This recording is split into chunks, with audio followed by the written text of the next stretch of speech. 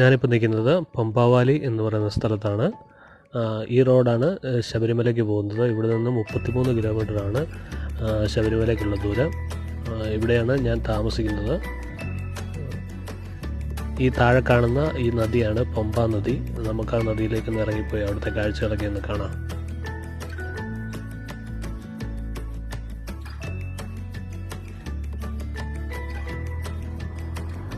വെള്ളപ്പൊക്കം കഴിഞ്ഞതോടെ ആറ് മുഴുവൻ മണൽ വന്ന് അടിഞ്ഞിരിക്കുകയാണ്. ഇപ്പം നമുക്ക് ഇറങ്ങി നടന്ന് അക്കരയ്ക്ക് പോകാം. പണ്ട് ഇവിടെയൊക്കെ രണ്ടാൽ താഴ്ച ഉണ്ടായിരുന്നു. ഇപ്പം വെള്ളം വന്ന് മണലെല്ലാം കൂടെ നിറഞ്ഞ് കാലിൻ്റെ പാദം മുങ്ങിപ്പോകാനുള്ള അത്രയും വെള്ളമുള്ളൂ. മൊത്തം മണലാണ്. ഞാനിപ്പോൾ നിൽക്കുന്നത് ഞങ്ങളുടെ വീടിൻ്റെ നേരെ താഴ്ഭാഗത്തുള്ള പമ്പയാറ്റിലാണ്. ഞാൻ 2 കൊല്ലം മുമ്പ് ഇവിടുന്ന് പോയപ്പം ഇവിടെ എല്ലാം രണ്ടാൽ താഴ്ച വെള്ളം ഉണ്ടായിരുന്നു. ഇപ്പം വെള്ളപ്പൊക്കം കഴിഞ്ഞ് മണലെല്ലാം വന്നിട്ട് ഇത് കണ്ടില്ലേ, നിൽക്കാം, നമുക്ക് നടുക്കിറങ്ങി നിൽക്കാം. നല്ല രസമുണ്ട്. ഞങ്ങളുടെ വീടിൻ്റെ നേരെ താഴെയുള്ള ആറാണ്. ഇവിടെ കുറെ അയ്യപ്പന്മാരെല്ലാം വന്ന് കുളിക്കുന്നുണ്ട്. നല്ല രസമാണ്. പക്ഷേ വെള്ളം അത്ര നല്ലതൊന്നുമല്ല. പമ്പയിൽ നിന്ന് വരുന്നതാണ്. ശബരിമല സീസൺ കഴിഞ്ഞ് കഴിഞ്ഞാൽ പിന്നെ നമുക്ക് കുളിയൊന്നും നടക്കത്തില്ല. വെള്ളമെല്ലാം അപ്പടി മലിനമാവും. അതുകൊണ്ട് ഞങ്ങളാരും ഇവിടെ കുളിക്കാറില്ല. പിന്നെ പുറത്തുനിന്ന് വരുന്നവരെ പുണ്യനദി ആയതുകൊണ്ട് അവർ കുളിക്കുന്നു. ഒരു കാലം കൂടി കണ്ടപ്പോൾ ഒരു നല്ല രസമുണ്ട്.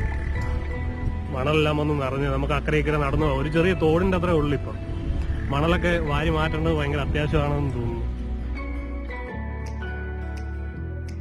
ഇനി ഞങ്ങൾ പോകുന്നത് കണമല എന്ന് പറയുന്ന സ്ഥലത്തേക്കാണ്. വൈകുന്നേരങ്ങളിൽ ഇവിടങ്ങളിലുള്ള ഏകദേശം എല്ലാവരും വന്ന് ഒരു ചായയൊക്കെ കുടിച്ച് വർത്താനമൊക്കെ പറഞ്ഞിരിക്കുന്ന സ്ഥലമാണ്. ഇപ്പോൾ ശബരിമല സീസൺ ആയതുകൊണ്ടാണ്. അല്ലാത്തപ്പോഴൊക്കെ എല്ലാവരും നടന്നാണ് കണമലയ്ക്ക് പോയി ചായ കുടിച്ച് വിശേഷങ്ങളൊക്കെ പറഞ്ഞ് അങ്ങോട്ടും ഇങ്ങോട്ടും സംസാരിച്ച് ഒക്കെ തിരിച്ചു വന്നുകൊണ്ടിരുന്നത്. ഇപ്പോൾ റോഡിൽ കൂടെ നടക്കാൻ പറ്റാത്തത്ര രീതിയിൽ വണ്ടി തിരക്കാണ്. അതുകൊണ്ടാണ് ഞങ്ങളും വണ്ടിയിൽ പോകുന്നത്. ഈ റോഡിന് പാരലായിട്ടാണ് പമ്പാ നദി ഒഴുകിക്കൊണ്ടിരിക്കുന്നത്. ഇപ്പം വെള്ളം വളരെ കുറവാണ്.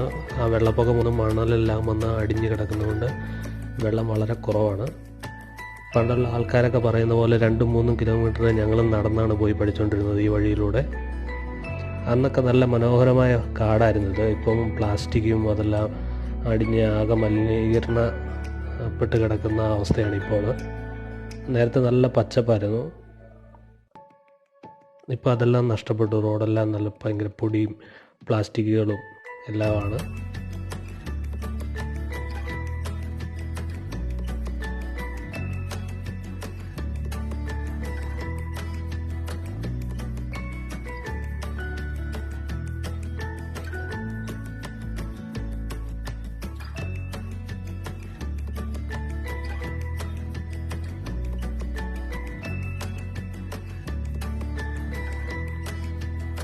ഈ റോഡും ഈ പാലവുമാണ് ഒരു 4 കൊല്ലം മുമ്പ് വരെ ശബരിമല അയ്യപ്പന്മാരെ ഉപയോഗിച്ചുകൊണ്ടിരുന്നത്. ഇപ്പോൾ പുതിയ പാലം വന്നതോടെ ഈ പാലം പൂർണ്ണമായിട്ട് ഉപേക്ഷിച്ച അവസ്ഥയിലാണ്. ഈ പാലം എന്ന് പറഞ്ഞു കഴിഞ്ഞാൽ നമ്മുടെ ഇവിടെയുള്ള പൂർവികർ എന്ന് വെച്ച് കഴിഞ്ഞാൽ ഞങ്ങളുടെയൊക്കെ അപ്പനപ്പൂപ്പന്മാർ ഒക്കെ പിരിവെടുത്ത് പണിത പാലമാണ്. നാട്ടുകാരുടെ ശ്രമഫലമായിട്ട് ഉണ്ടാക്കിയെടുത്ത പാലമാണ്. ഒരു കാലത്ത് ഇതായിരുന്നു ഞങ്ങളുടെ എല്ലാം. ഇപ്പോൾ ഇതിൻ്റെ അവസ്ഥ നമുക്ക് കണ്ടാൽ മനസ്സിലാവുമല്ലോ.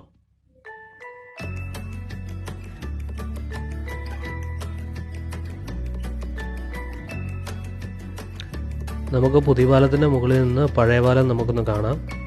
ഇപ്പോൾ പഴയ പാലം ആരും അങ്ങനെ ഉപയോഗിക്കുന്നില്ല. എല്ലാവരും പുതിയ പാലത്തെ വഴിയാണ് അങ്ങോട്ടും ഇങ്ങോട്ടും യാത്ര ചെയ്യുന്നത്.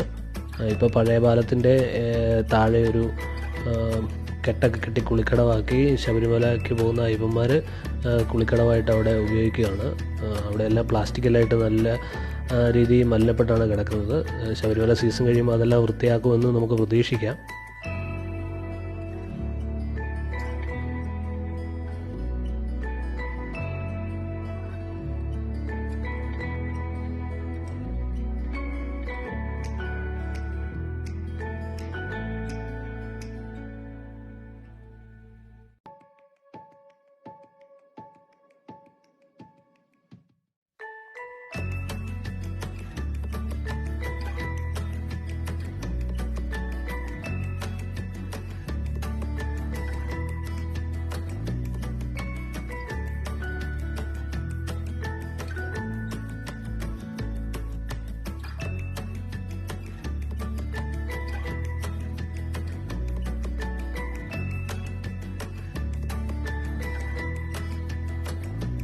ഈ ശബരിമല സീസൺ എന്ന് പറഞ്ഞു കഴിഞ്ഞാൽ ഇവിടെയുള്ളവരെല്ലാം കച്ചവടത്തിലൂടെയും ഒക്കെ ഉപജീവന മാർഗം കണ്ടെത്തുന്നവർക്കൊക്കെ നല്ല ആശ്വാസമുള്ള സമയമാണ്. എല്ലാവരും കടയും കടകളും ഒക്കെ ആയിട്ടിരിക്കുന്നു.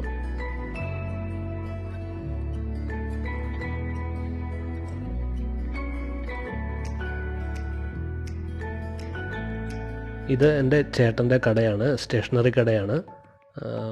പാത്രങ്ങളും ഗിഫ്റ്റ് ഐറ്റംസും പിന്നെ ബേക്കറിയും അങ്ങനെയുള്ള ഐറ്റംസൊക്കെയാണ്.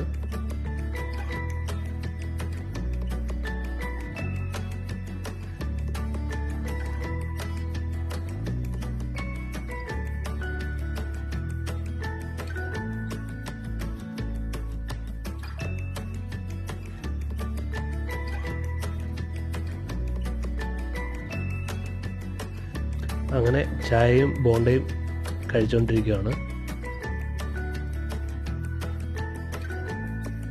എൻ്റെ കൂടെ എൻ്റെ ഫ്രണ്ട് സുനിലും ഉണ്ട്.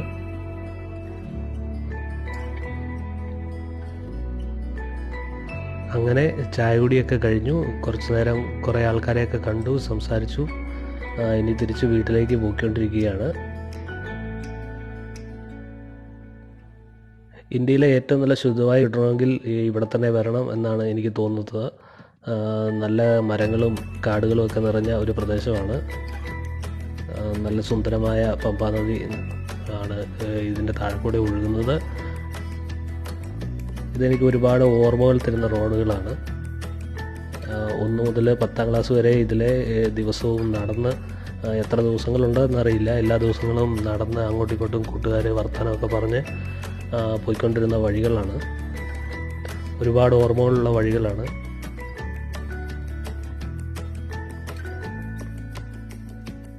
വഴക്കുണ്ടാക്കിയും തല്ലുപിടിച്ചും ഒക്കെ കൂട്ടുകാരും കൂടി നടന്നു പോയ വഴികൾ ഒരുപാട് ഓർമ്മകൾ തരുന്ന വഴികളാണ് ഇപ്പോൾ ഇതിലെ നടന്നാലും. ഇപ്പോഴത്തെ കുട്ടികൾക്കൊന്നും അതൊന്നും പറഞ്ഞാൽ എത്രമാത്രം മനസ്സിലാകും എന്നറിയില്ല. അതൊന്നും സ്കൂളും സൗകര്യങ്ങളും ഒന്നുമില്ലായിരുന്നു.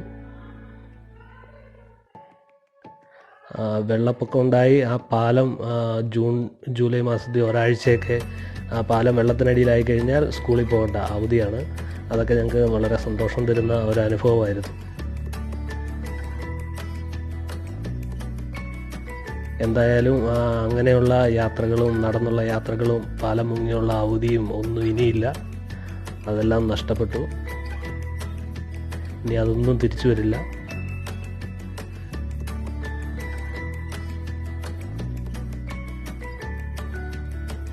എന്തായാലും ഇതാണ് എനിക്ക് ഏറ്റവും പ്രിയപ്പെട്ട എൻ്റെ സ്ഥലം, എൻ്റെ സ്വന്തം നാട്.